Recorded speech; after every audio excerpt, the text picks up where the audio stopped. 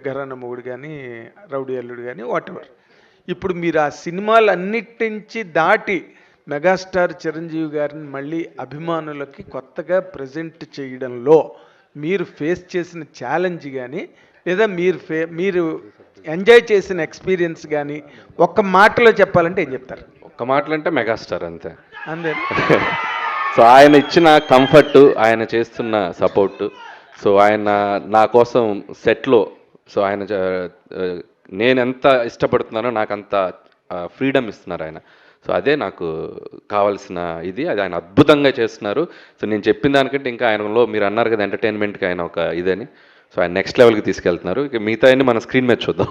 అంటే మీరు చాలా ఫాస్ట్గా ఫిల్మ్ అంటే ఫాస్ట్గా ఏదో ఇన్ మై సెన్స్ కరెక్ట్గా ఇంటాక్ట్గా అనుకున్న ప్రకారం ప్లాన్ చేసుకున్న దాని ప్రకారం చేశారు.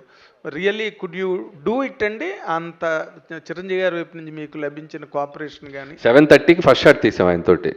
మార్నింగ్ 7:30కి ఫస్ట్ షాట్ తీసాను నేను చిరంజీవి గారితో. ఆయన 4కి లేచి రెడీ అయ్యి 7:30కి